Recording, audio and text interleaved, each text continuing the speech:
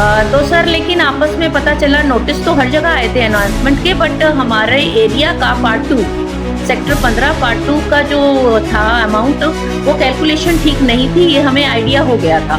तो इस बारे में हमने हुड्डा ऑफिस में जाकर थोड़ा उनकी रिक्वेस्ट करी, रिटर्न में भी बोला, तो उन्होंने भी एक्सेप्ट किया कि हाँ ये कैलकुलेशन कुछ गलत हुई है।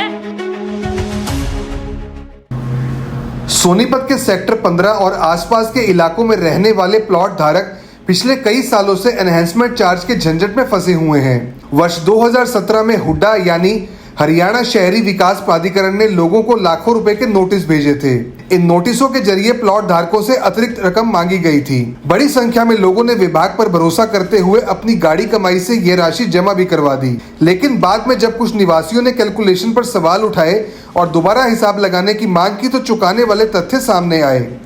सेक्टर 15 की निवासी श्रीमती किरण का कहना है कि उन्होंने 2017 में एनहेंसमेंट के नाम पर करीब 7 लाख रुपए हुड्डा को दिए थे, लेकिन जब उनकी राशि की दोबारा गणना हुई तो असली देय रकम केवल 70,000 रुपए निकली, यानी उनसे लगभग 6.25 लाख रुपए ज्यादा वसूले गए, जो अब तक वापस नहीं किए गए हैं।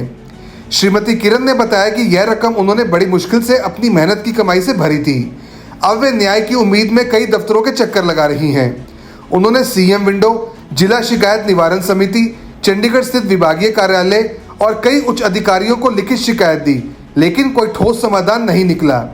यह परेशानी केवल श्रीमती किरण तक सीमित नहीं है। सेक्टर 15 के कई और प्लाट धारकों के साथ भी ऐसा हुआ है। कई लोगों की एनहांसमेंट राशि में 2 लाख से लेकर 5 लाख रुपए तक की कटौती सामने आई है। इससे साफ होता है कि पहली बार में किए गए कैलकुलेशन में बड़ी गड़बड़ी थी। निवासियों ने सरकार और हुड्डा से मांग की है कि जिनसे ज्यादा पैसे वसूले गए हैं उन्हें तुरंत उनकी रकम ब्याज सहित लौटाई जाए। साथ ही आगे से इस तरह की गलतियां न हो, इसके लिए ठोस व्यवस्था बनाई जाए। लोग अब सरकार से ये सवाल पूछ रहे हैं कि आखिर आम नागरिक कब तक ऐसी लापरवाहियों का बोझ उठाते रहेंगे और कब उन्हें न्याय मिलेगा। और काफ़ी समय से एक समस्या के साथ जूझ रही हूँ, काफ़ी समय से पत्राचार कर रही हूँ, परंतु उस समस्या का समाधान अभी तक नहीं हो पाया है। जो मैं चाह रही हूँ कि सरकार तक मेरी बात पहुँचे, वो समस्या सर ये है कि 2017 में मुझे एक एनहांसमेंट नोटिस प्राप्त हुआ था और उसका सर अमाउंट था 5,90,000 रुपये। तो सर कुछ आपस में डिस्कस करने पर, पता करने पर ये पता चला। किनकी ओर से मिला था नोटिस? सर हुड्डा ऑफिस से। तो सर लेकिन आपस में पता चला नोटिस तो हर जगह आए थे अनाउंसमेंट के, बट हमारे एरिया का पार्ट 2 सेक्टर 15 पार्ट 2 का जो था अमाउंट, वो कैलकुलेशन ठीक नहीं थी, ये हमें आइडिया हो गया था। तो इस बारे में हमने हुड्डा ऑफिस में जाकर थोड़ा उनकी रिक्वेस्ट करी, रिटर्न में भी बोला, तो उन्होंने भी एक्सेप्ट किया कि हाँ ये कैलकुलेशन कुछ गलत हुई है, क्योंकि उस एरिया में सर रेजिडेंशियल एरिया के अलावा हुड्डा का ऑफिस भी है, मंदिर भी है, और भी कुछ गवर्नमेंट की प्रॉपर्टीज़ बनी हुई हैं, क्वार्टर्स वगैरह भी बने हुए हैं। तो उन्होंने एक्सेप्ट किया कि हाँ ये कैलकुलेशन जो है हमसे गलत हुई है, हम इसको रिकैलकुलेट करेंगे। तो इस दौरान सर वो उस पर अमाउंट तो बढ़ता ही जा रहा था, मेरा पेनल्टी लगती जा रही थी। तो मुझे लगा कि चलो पता नहीं फैसला कब होगा, तो मैंने इसको अपनी एक अच्छा नागरिक होने के नाते मुझे लगा मैं पे कर देती हूँ, जब फैसला होगा अगर मेरा कुछ रिफ़ंड होगा तो मुझे वापस कर दिया जाएगा। तो सर 2019 में मैंने जो उस पर इंटरेस्ट ऐड होता जा रहा था वो हो गया था 7,11,000 रुपये, जो मैंने सर पे कर दिया। बट सर उसका जो फाइनल रिकैलकुलेशन था वो 2022 में गवर्नमेंट ने हमारे सामने बताया कि सबको मिला, ये अनाउंसमेंट का नोटिस फिर से मिला, जिसमें रिकैलकुलेशन करके वो अमाउंट सर 70,000 रह गया था। कहाँ सर वो 5,90 था, 5,90,000, कहाँ 70,000 रह गया। तो सर मैं ये चाह रही हूँ इसमें मेरी क्या गलती है अगर मैंने वो हुड्डा को पे कर दिया। आपने कितना अमाउंट पे किया? सर मैंने पे किया 7,11,000, जो एक्चुअल में था 70,000। तो सर गलती तो हुड्डा ऑफिस वालों की है जिन्होंने उसको गलत कैलकुलेट किया है। अदरवाइज 70,000 पहले ही आया होता तो मैं मे बी कि उसी टाइम पे कर देती और कोई ऐसा वो भी ना होता परेशानी। सर लेकिन अभी इतना अमाउंट वो अपने पास रख कर बैठ गए हैं, तो इसमें सर मेरी क्या गलती है? आई वॉन्ट माई, हाँ जी सर प्लीज़ मेरा ये रिफंड दिलवाइए, क्योंकि मैं हुड्डा ऑफिस, जो भी डीसी ऑफिस, हर जगह कंप्लेंट करके थक चुकी हूँ सर, लेकिन अभी तक किसी ने कोई समाधान, कोई रास्ता मुझे नहीं बताया। आपने कहाँ कहाँ कंप्लेंट डाली? सर मैंने हुड्डा ऑफिस में तो डाली है सर, मैंने चंडीगढ़ में भी पंचकुला का जो हेड ऑफिस है वहाँ भी मेल कर चुकी हूँ मैं, सीएम ऑफिस में, और जो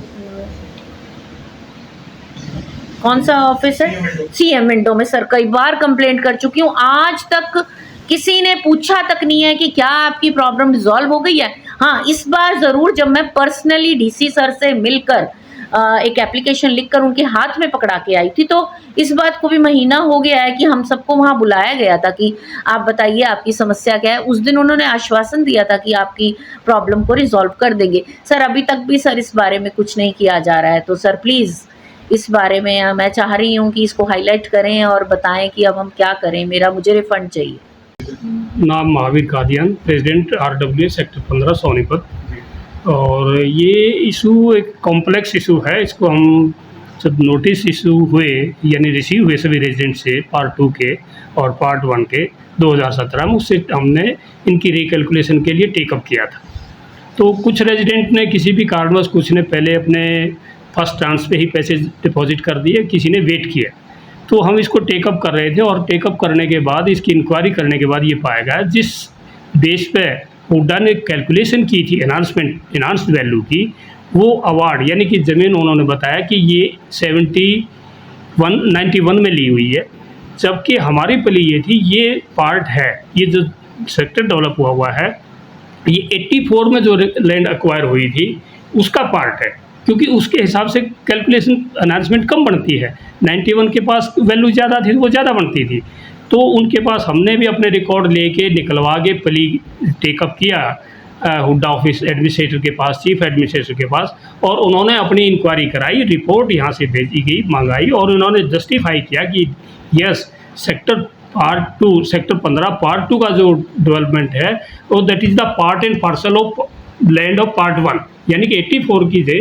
तो इसलिए वो जो एनहांसमेंट हमारी 4,300 रुपये आई थी पर स्क्वायर मीटर, वो घट के 600 कुछ रुपये रह गई अवार्ड बदलने के बाद। बेसिकली इशू ये है कि इनकी जो कैलकुलेशन थी that was based on wrong award, यानी कि गलत अवार्ड अप्लाई किया गया था, जो बाद में टेकअप करने के बाद उन्होंने इस बात को एक्सेप्ट किया और रिवाइज भी किया।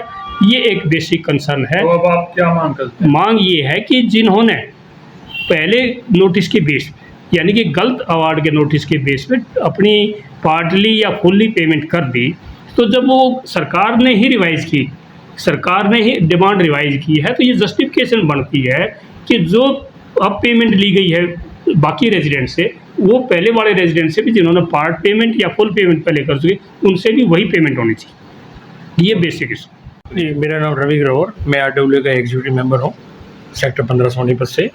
ये अनाउंसमेंट का मुद्दा असल में 2017 से चल रहा है, स्टेट लेवल पे चला। सरकार के साथ कई मीटिंगें हुई स्टेट लेवल में, मैंने खुद 8-10 मीटिंगें CM की प्रेजेंस में अटेंड की हैं। उसमें क्या था, एक पॉलिसी निकल गई। पहले सरकार ने 40% एक रिबेट दे दी सबको, लोगों ने एग्री नहीं किए। फिर दोबारा 37.5% स्कीम आई, लेकिन वी वर नॉट एग्रीड।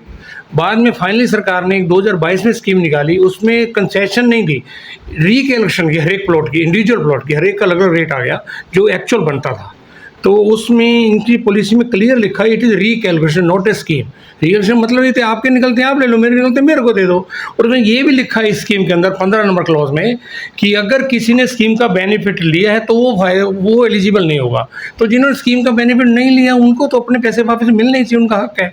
इसके लिए ग्रीवेंसेस कमेटी की मीटिंग हुई थी जिसमें हमारे MLA साहब और गौतम जी मिनिस्टर हैं जो वो आए हुए थे। उन्होंने बड़े अच्छे ढंग से बात कर सुना, एग्री किया आपका केस जेन्युइन है, रिफंड केस बनते हैं, लेकिन क्योंकि ये पॉलिसी मैटर सरकार तक जाना पड़ेगा। हमने रिक्वेस्ट की अपनी प्रेस में एक मीटिंग सरकार से करवा दें ताकि हम आमने सामने बात रखें और मामला हल हो जाए। इससे ज़्यादा उनको हमें ये भी कहा किसी ने आप कोर्ट में जाओ, हम अपनी सरकार के इस कोर्ट में जाकर विद्रोह की स्थिति नहीं लाना चाहते। सरकार न्यायप्रिय सरकार है, जब इतना कुछ कर दिया हम एक फेवर नहीं मांग रहे, सिर्फ अपना हक मांग रहे जो हमने फालतू से वापस मिल जाए। इससे ज़्यादा हमारी कोई डिमांड नहीं। अब 12वीं पास छात्र छात्राओं के लिए नर्सिंग ऑफिसर बनना हुआ बिल्कुल आसान। ANNM GNM BSc nursing, post BSc nursing course में दाखिला ले व बेहतरीन भविष्य बनाएं। आज ही स्क्रीन पर दिए नंबर पर कॉल करें। दीप नर्सिंग एकेडमी, छोटू राम चौक, सोनीपत। अपने शहर की हर ताज़ा खबर के लिए हमारे चैनल SNA न्यूज़ को सब्सक्राइब करें, लाइक करें, कमेंट करें व शेयर करें। बेल आइकन दबाना ना भूलें। हमारे अन्य सोशल मीडिया प्लेटफॉर्म्स पर भी हमें फॉलो करें।